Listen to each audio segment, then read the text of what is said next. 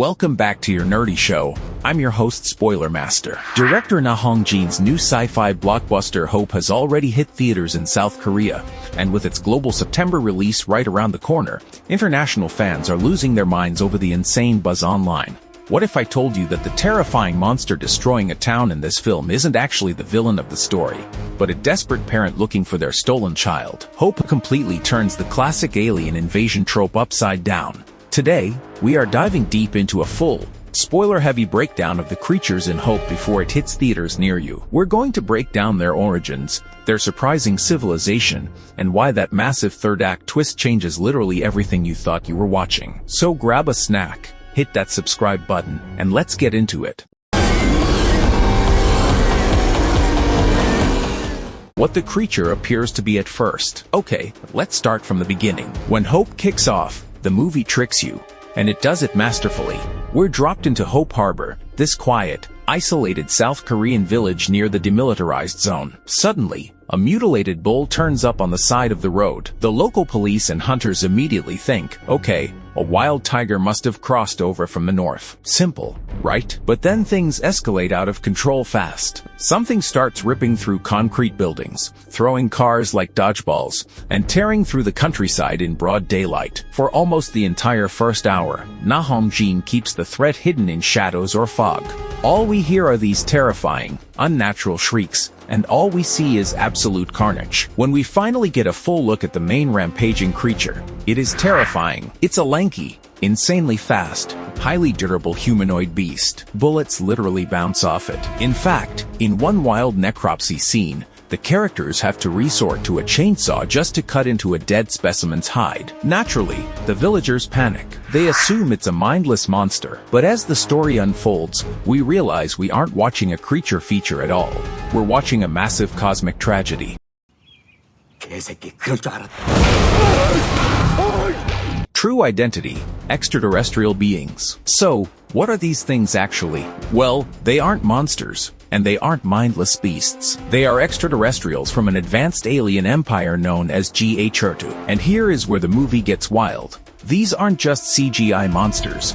They are fully realized characters played via motion capture and facial capture by a stacked Hollywood cast. We've got Michael Fassbender playing Maveo, a fiercely loyal warrior protecting the royal bloodline. Alicia Vikander plays Jor, a noble figure connected to the alien empress. Taylor Russell plays A.I. Dover, who serves as a nanny or caregiver for the royal family. And Cameron Britton plays V.A. Migura, who, in a surprisingly hilarious lore detail, is actually just a kitchen assistant in the royal court who got dragged into this chaos.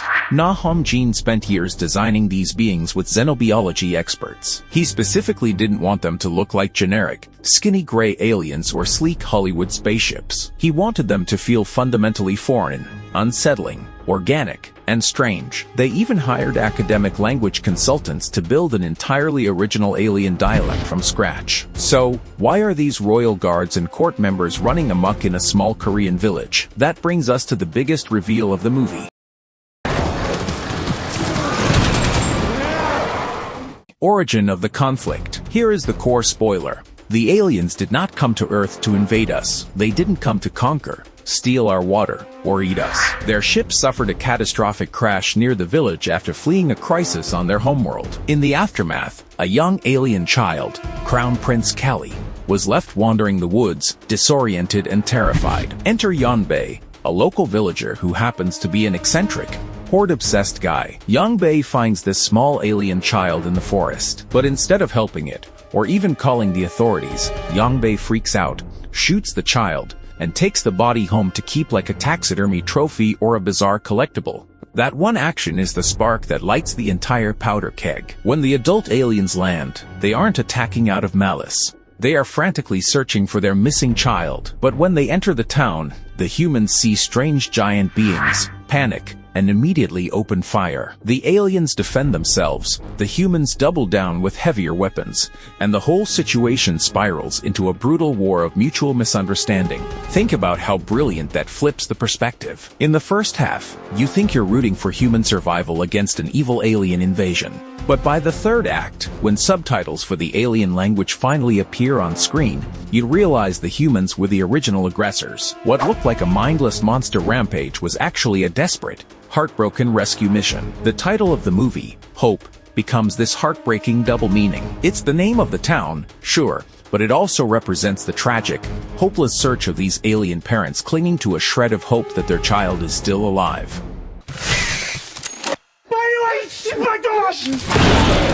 Theories, interpretations, and CGI discourse. Now, let's talk about the post-release discussion, because fans and critics are divided on a few big things. First up, the CGI. Early on, the practical effects and broad daylight action are genuinely nerve-wracking. But once the full alien lore takes over and we see full-body mocap aliens fighting in broad daylight, some critics felt the visual effects looked a bit too much like a high-end video game cutscene. Others argue that the sheer ambition and emotional weight of the motion capture performances make up for the floaty CGI. Second, let's talk about that ending and the sequel setups. The movie basically finishes on a massive, sweeping epilogue that teases a way bigger cosmic universe. Surviving aliens retreat to space, setting up massive stakes for what could happen next. Na Hong-jin has already confirmed that a sequel script exists, which would flip the script entirely and take place mostly in space, exploring the alien civilization from their perspective.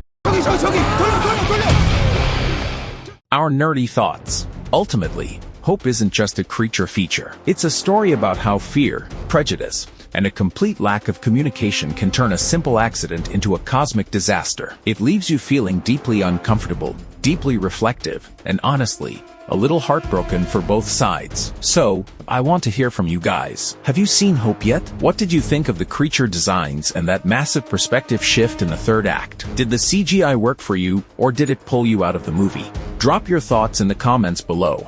I read as many as I can, and I'd love to know your theories on where a potential sequel could go. If you enjoyed this breakdown, don't forget to hit that like button, subscribe to the channel, and turn on notifications so you never miss a video. Thanks for hanging out with me, and I'll catch you in the next one. No, what the heck, I'll laugh anyway.